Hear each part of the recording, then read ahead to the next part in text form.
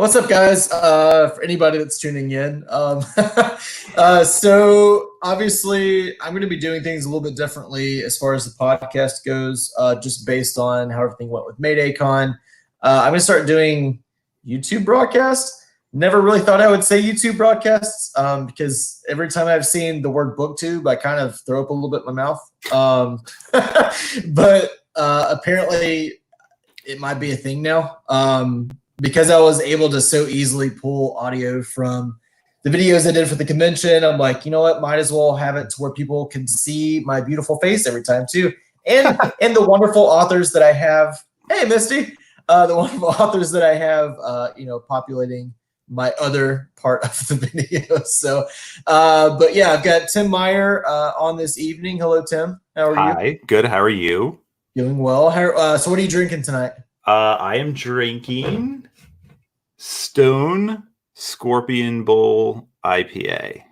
Oh man! So I guess I gotta bring my can out of my It's koozie. pretty delicious if you're into IPAs. I'm drinking Sour Patch from Avondale. Okay. I'm big on sours nowadays. I think we talked about this on our podcast chat. I think so, but it's always my go-to, man. Yeah. It really is. I mean, beer is, you can always talk about beer, right? Yeah, definitely.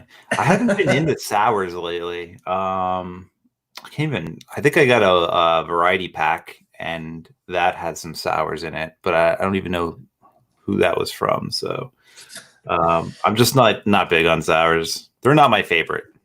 Oh, okay. But you'll drink them if they're available, right? Of course. See, I'm different. IPAs, like if they're available, I'll be like, you got anything else? Yeah, a lot of people don't like the IPAs, I'm finding out. So maybe I don't know if it's the bitterness. See, that's what I love about it, though. I love the bitterness. See, I think my thing for sours is like all the sour candy I ate growing up, and it just kind of like replaces it. See, that's a little bit. Like, I was never into Sour Patch Kids. Like I never got into those sour tart candies. See, mine was Warheads growing up, man. It was the Warheads challenge. See how many you could eat at the same time. So yeah, never did it for me. But that would. Well, if you ever get the chance, they still make Warheads, and you got to get a bag of the lemon.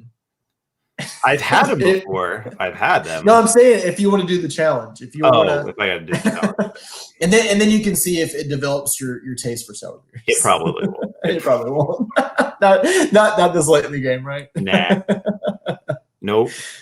So what you been up to since I guess our last chat a couple months ago? Obviously, nothing. Probably not a whole lot. Yeah.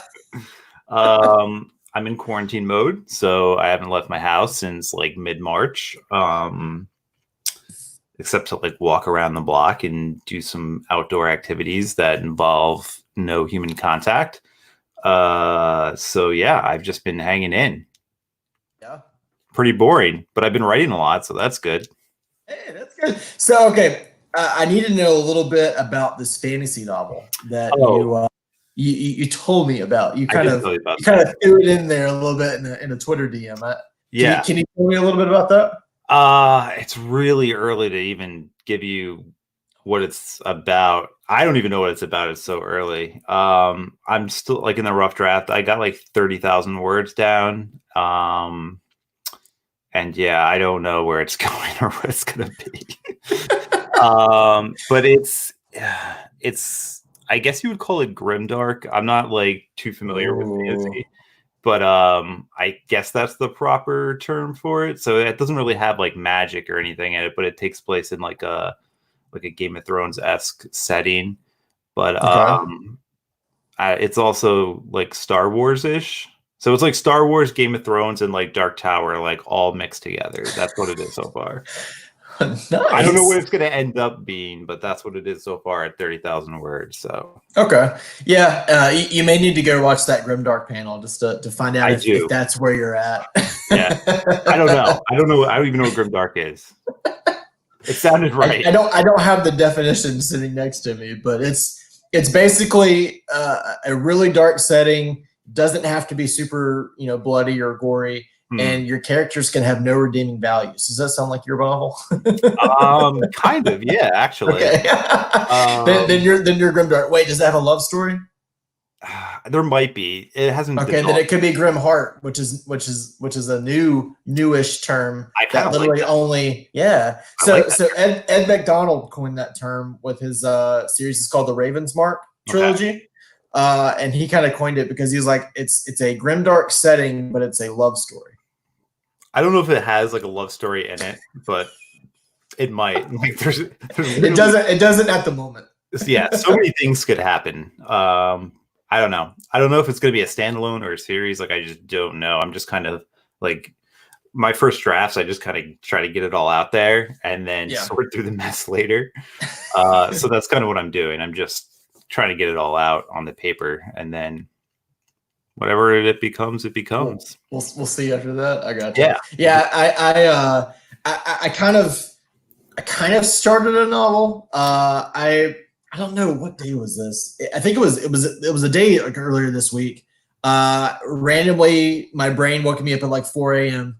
I think it was like Tuesday, and was like, "Hey, book idea." And I go, "No, go away. I want to go to sleep." And it's like, "No, seriously, book idea." And I go, "Seriously, shut up. I would really like to go to sleep." And next thing you know, like I'm sitting here typing in notes on my iPhone, and I wrote a 1,000-word prologue. Nice. At 4 a.m, like sitting up in bed, just like going at it. And that's awesome. I had a couple people read it already, and they said it actually sounded okay. And I go, "All right, have I written anything since then?" No. Well, that's the thing. You better finish the entire book before that baby comes, though. I know, right? Yeah. Gosh, I'm gonna be like sitting there, like writing at the hospital. Good thing is, though, you'll be up pretty much all night with the baby, so at least you'll have something to work on while you're rocking him to sleep. You could rock him to sleep in one hand and type with the other. It'll be a good situation for you. Yeah, I feel like I always hear that that a lot of, I guess, your brainstorming and stuff happens like early in the morning or maybe late at night when it's super quiet and everybody else is asleep. Yeah. Is that true? I tend to do all my writing in the morning while everybody's asleep because it's the only time I have like peace and quiet time. So that's what works for me. But I also try, like, if I can sneak an hour in throughout the day somewhere, I try to do that as well.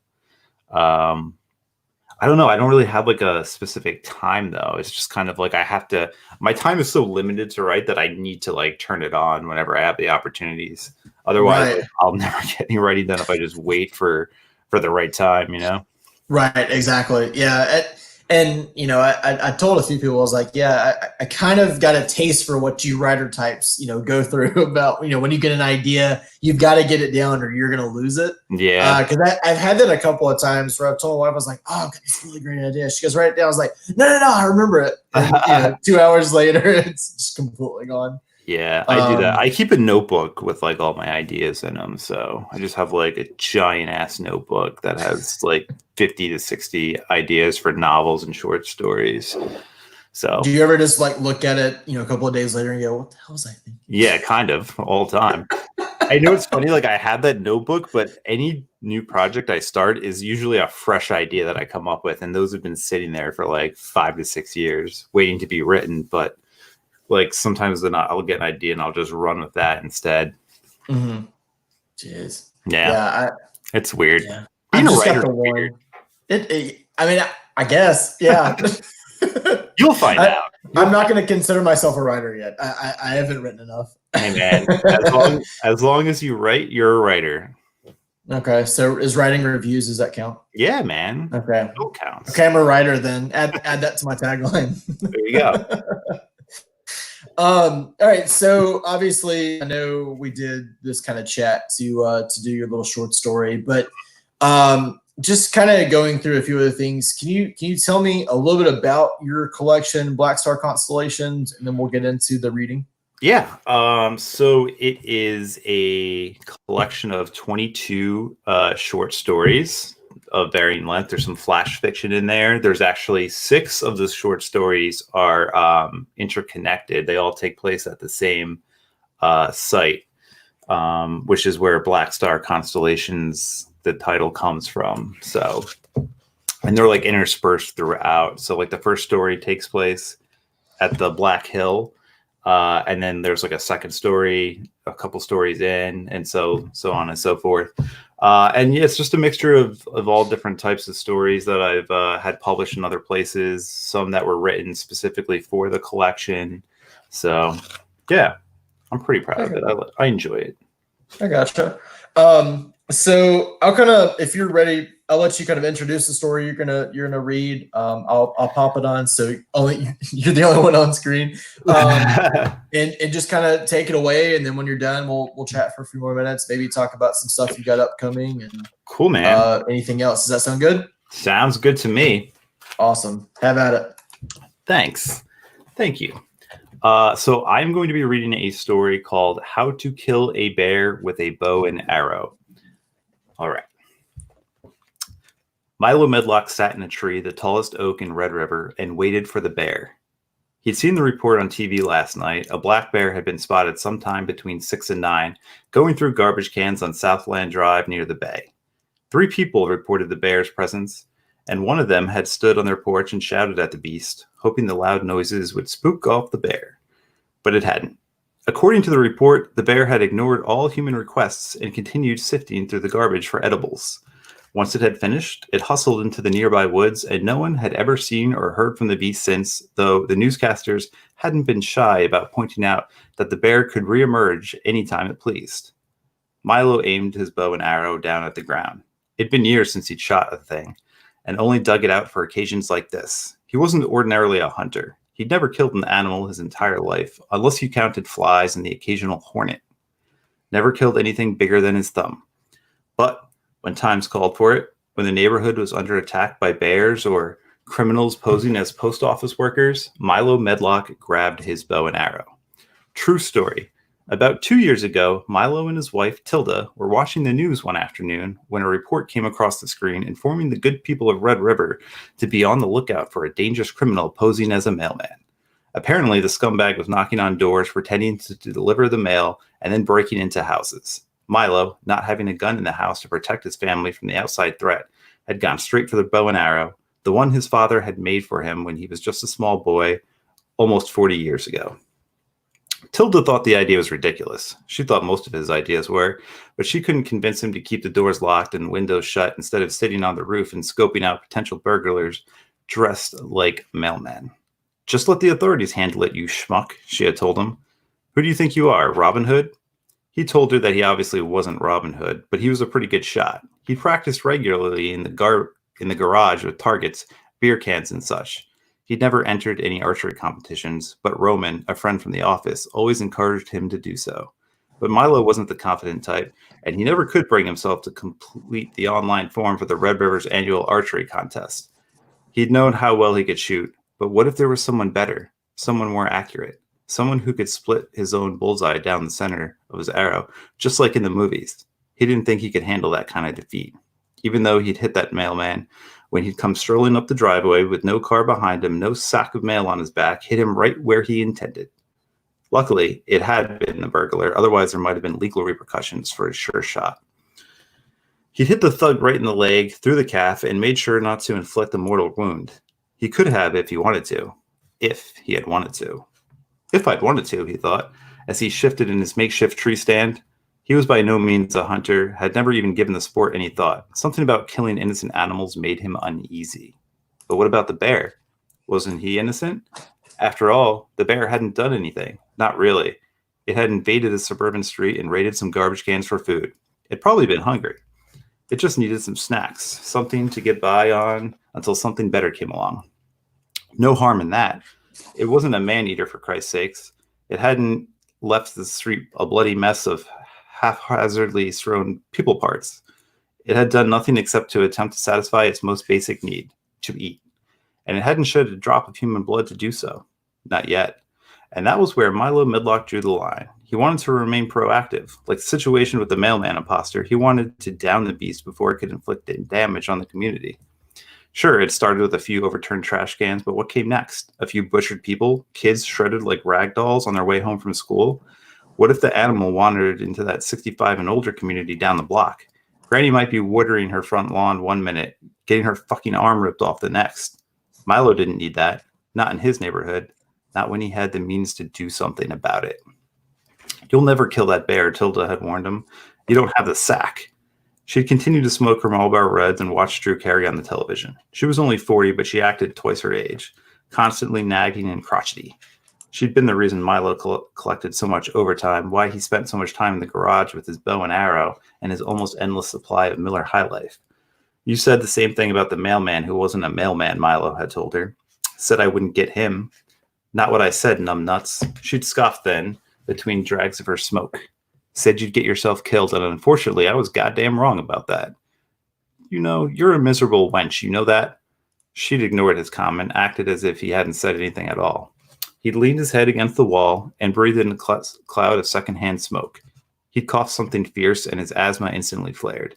Would it kill you not to smoke in the house? You know I have trouble breathing. She'd flipped him the bird. Sitting in the tree was peaceful. Milo breathed in the fresh atmosphere, his lungs full of healthy, clean air.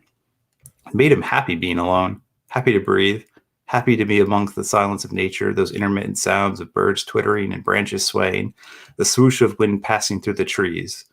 He closed his eyes and thought he was in heaven. He had no desire to head back home to where hell awaited. Milo hadn't any idea where to start. He'd watched a few YouTube videos on bear hunting, but it hadn't seemed like a big enough sport. All the hunting videos featured deer or duck, and even less of them featured the bow and arrow. Everything was shotguns or rifles, mostly rifles, and those videos bored him. How hard was it to put down an animal using a gun? Seriously, at close enough range, a kill was almost automatic with a gun. Pull the trigger, and the gun delivers instant death. No skill there. Now, to kill the bow and arrow, one needed to be close, real close, but not too close, especially to a bear. Too close meant your head was coming off. Too close meant instant death for you. Milo had found one bear hunting video he liked and watched it several times. One of the things the video preached was making sure to procure the proper license. Bear licenses were issued at certain times of the year depending on your state, and the instructor of the video told him not all states allowed bear hunting and to check the local gun shops for more details. Milo had done his research. New Jersey allowed black bear hunting, and sure enough, black bears were in season. He'd gone down to the local Waldo Mart and got himself good and registered. He was now licensed to kill bears. Bet you're after that black bear everyone keeps talking about, the guy behind the gun counter had said to him. Milo had nodded. Well, good luck, partner. Got any bait? Bait. The question had caught Milo by surprise. What do you mean? Need bait to catch a bear, the gun salesman had shrugged. How else are you going to get that close? Milo hadn't thought about bait. He thought he'd peruse the forest that bordered Red River and hopefully pick up the garbage sniffer's trail. That was what the YouTube video had taught him to do. Bait hadn't crossed his mind. Now, in the tree, he looked down at his bait. It was a good choice, he thought, and he wondered if anyone else would agree. Probably not, he thought, smiling. Don't worry, he called down. That bear will be along soon, and this will all be behind us. His bait stifled a cry and called something back, words which were ignored. He'd heard something rustle amongst the leaves, and when he looked down in the direction of the sounds, he spotted a cluster of green foliage bouncing back and forth. Something had disturbed the shrubbery, something big. Sure enough, a second later, a snout emerged from the forest. A massive, fur-covered cranium followed. Behind that, the bulk of the black bear came into view. It was bigger than Milo had expected, and even from his vantage point, he could tell the beast was above average. In fact, he didn't think black bears grew to be that big. Its girth surprised him. No wonder the neighborhood had been shaken. If he'd seen that thing digging through the trash, he might have given the bear hunt idea a second thought. Suddenly, the bow and arrow felt weightless in his hands. The black bear moved out from the brush and into the clearing slowly, waddling back and forth, reminding Milo of the YouTube video. The bear in that video had been equally sluggish and in no rush to go anywhere. Milo thought that might change when the arrows began to fly, but he wasn't so sure. He didn't know how many it would take to take down the beast, but he brought 2 full quivers, 12 in each. He was hoping to only waste 1 arrow. Hit the monster right between the eyes. The monster, the bear. Were they the same thing? Then the screaming started. Oh my God! Milo wished he put duct tape over her mouth. It would have been better that way, but he had needed something to grab the bear's attention. He couldn't risk it passing by without noticing the bait.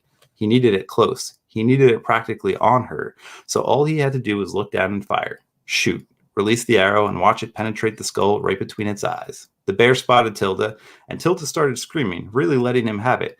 Get me out of here, Milo! God damn it, you son of a bitch! I knew I should have left you, you worthless limp dick fuck!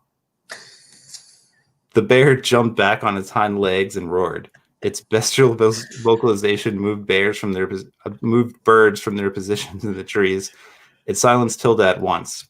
It gave Milo a rush of adrenaline and coated his skin in goose flesh. All of a sudden, things felt real. There was no going back now.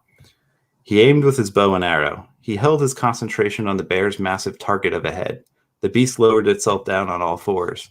It jogged toward the potential meal, tied to the tallest oak tree in all of Red River. Milo waited. "Help me!" Tilda cried. The bear approached, closing the distance with more speed than Milo had anticipated. The gap between his wife and the black bear slimmed. He looked down that arrow, picturing what it would look like buried in the beast's skull. The beast, the monster. Which one? When the bear was about 5 feet away from Tilda, who now screamed and cried and begged to continue on with her lethargic lifestyle, the bear roared again, pushing the hair back off the face of its next meal. The bear took the last 5 feet in a slow, calculated approach. It sniffed its food before attempting to eat it. This is good, Milo thought. This hesitation on the bear's part would allow him to adjust slightly, allow him to ready his shot, steady his aim. He did so accordingly, making sure he wouldn't miss on the first attempt.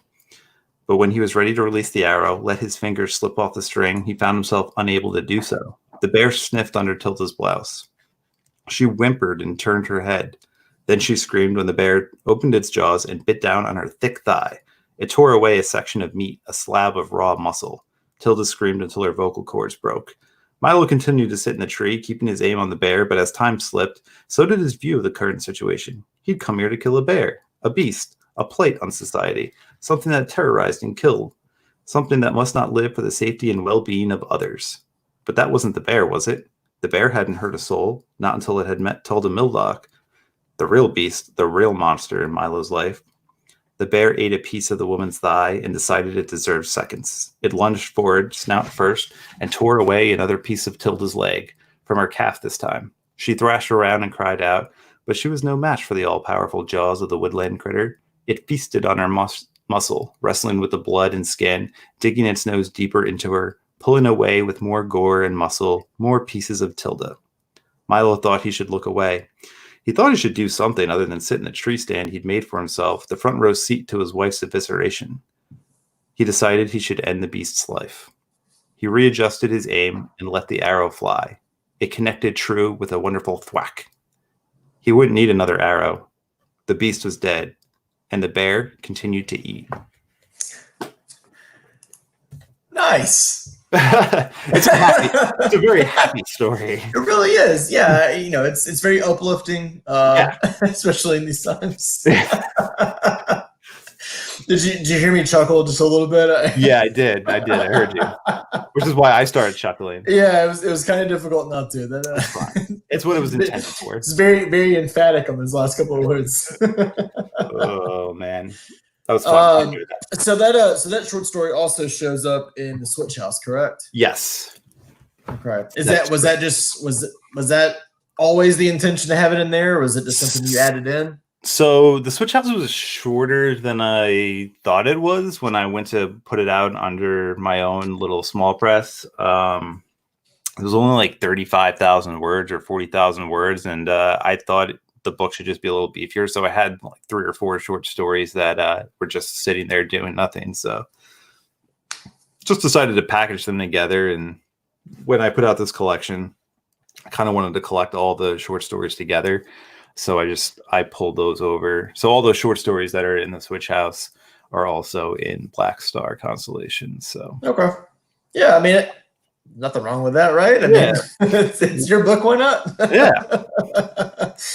All right. So you just had a release a couple of months ago called Dead Daughters from Poltergeist Press. Can you tell the audience a little bit about it? Yeah. So Dead Daughters is about a family who they're living in New Jersey on the Jersey Shore. And one day they receive a photograph in the mail of their daughter, and she's dead in it, in a very brutal depiction. But it can't be her because she's alive and she's sleeping upstairs as they receive this picture. So it kind of turns into like this stalking situation where they keep getting threats, and the police get involved, and it just kind of spirals downhill from there. And the father, who's the narrator, tries to figure out what is actually happening. Why is this person stalking them? And it's very twisty and turny, I'd say. And yeah. just a bit twisty and turny. I don't want to say too much. I think I said it was like a love child of like Keelan Patrick Burke and CJ Tudor. If anybody's read either one of those authors, I mean, it's very like thrillery, and it's also got some really kind of creepy horror, little punches in it. So, and you actually did a book trailer yourself for it, right? I did. Yeah. My wife and I shot that like our second week in quarantine. We were bored. I was like, we should make a book trailer for this. We could totally do it. Cause my wife, she has her own videography company. So we have all the equipment, and it was just like, might as well just do it. Right. And we had a lot of fun. We actually shot it in about 20 minutes. That's impressive. I mean, it's really well done. I'll make sure I link it in the comments, or at least in the synopsis. I mean, some of it's because I mentioned there, but yeah, there is that factor. There is that factor, but it's also a pretty cool video. Oh, nice. Yeah, it was fun. I can't really take credit for really any of it except just having the idea to do it. My wife actually put it all together. She shot it and cut it all together. So that's awesome. That's awesome. Yeah. Okay, so and you've got, I guess, 2 announced projects. Is that right? So you've got I do the one anthology. Is it Midnight in the Pentagram? Right? Yeah. Yep. Mm-hmm. Do you have more? Because it sounded like I surprised you with that. No, I sometimes I lose track of things. What is life anymore? Yeah, we're just talking about that before we went on. It's like, I don't even know what day it is. It's Saturday, right? It's Saturday the 23rd. So, and I know that because it's down in the bottom right corner of my computer. There you go. Yeah, quarantine has like made my life crazy. But yeah, Midnight in the Pentagram. I have a short story in that called Whitewell Purchase. So. Pretty excited about and that's a pretty big anthology too. And I've seen author signings like month after month after month after month. Yeah, it's going to be a big. I don't know. Do you know how many in your total are in there? Around 25, I'd say. Yeah, I don't know. It's going to be a pretty big anthology. It'll probably. Did you read their other anthology that Silver Shamrock put out? Midnights in the Graveyard. Yeah, I haven't had a chance. I've got a copy. I just haven't had a chance to read it. It'll probably be about the same length as that. So I gotcha. Yeah, I got a copy. I got a copy of it through their. I think it's like their. I forgot what their book box is called. It's like coffee and coffee thing. Yeah, I gotta coffee and zombies or something like that. Oh yeah, my wife loves the Tumblr. She's been using it. Yeah, I haven't even had a chance to use it. She's been using it since day one. So. Yeah, I gotta get on that. It's pretty awesome. I mean, you get some great horror titles, get some awesome coffee, and it's a win-win, right? Yeah, man, definitely. You've got. Right, I know. If only I couldn't get it. I couldn't get it delivered here anyway. So I can't get alcohol delivered in Alabama. So, and then you've got your big one next year, right? Is that also with Poltergeist? Also with Silver Shamrock. Silver Shamrock. Yeah. Right. It's called Malignant Summer. It's a coming of age novel. It takes place on the Jersey Shore, since that's where I'm from. And it's actually based on my hometown of Toms River in the late 90s, when so basically a chemical plant was dumping chemicals into the ground, and a bunch of kids got really, really sick with cancer. And so I basically took that real life story, and I kind of wrapped a supernatural horror story around it. So there's like a lot of personal stuff in there, and I'm very excited for it. It's the longest thing I've ever written. It's like just shy of 200,000 words. Yeah, so it's a really big novel. I pretty much spent all of 2019 writing it. So anyway, I'm like really excited about it, really proud of it. And I can't wait for June 2021. Yeah, I mean, it feels like so long away, but it'll get I know. before you know it. Yeah. So are you calling this your magnum opus? Probably. I mean, I don't know. I think like Considering it's a 200,000 word book. it's weird. Like I'm usually not confident about stuff until like after it's been out. I think it's just like a typical writer thing. Yeah. Like we're just, we're never fully confident in our stuff. But like this is one of the few things like I'm like, I really enjoyed this. Like I've read through it like maybe 5 or 6 times, and the sixth time I read through it, I still had the same emotions as I did the first time I wrote it. So I've never had that with any other book before. So that's awesome. Yeah, I don't think you ever feel confident until you're like at James Patterson level where you can just slap your name on a book if you didn't write it. Yeah, I'm like super critical of myself too. Like I'm overly critical of myself to a fault sometimes. Where it's like I hit a part in almost every novel where I just want to like set my computer on fire and be like, I'm done with this. I don't need to do this anymore. This is torture. But then I get past it, and then it's like a typical writer thing. Every writer. Yeah. You walk away, you have a beer, you come back and you start doing it. Or 6 beers. Yeah, I mean, it's just like, you walk into work and then you walk out one day and you're like, I'm done. I quit. I'm putting in my 2 weeks, and the next day you're doing the same thing. You're there. You just got to go blow off some steam. Yep, exactly. Or drink 6 beers. I mean, it's one or the other. Or 10. Or 10. Yeah, just black out. Come back next day. At this point. What was I writing? Oh man. Well, I think I'll just end there. I mean, I didn't want to make this super duper long, especially considering we were really just going to do a reading. But it's been great chatting with you again. I feel like I know we talk a lot on Twitter and so forth, but it's always nice to catch up and see how you're doing. And yeah, man, same. Looking forward to your magnum opus next year, and but more looking forward to the anthology. I'm looking forward to your short story in there. I know the anthology is gonna be great. And of course, I've read Dead Daughters, and everybody that's watching or listening, definitely check it out. It came out from Poltergeist Press in February. Is that right? I think it came out in April. Was it April? I read it in February. That's what it was. Yes. Got it. Special advanced copy. I did. I was very lucky. But yeah, so we'll look forward to that, and yeah, just thanks again, and thank you, man. The rest of your Memorial Day weekend, and stay safe. And you too. I'm not going anywhere, so unless I get injured in my own house, which is possible, I'll be okay. Sounds good, man. If you need anything else, holler, and we'll try to do this again. All right, you too, man. All right, thanks.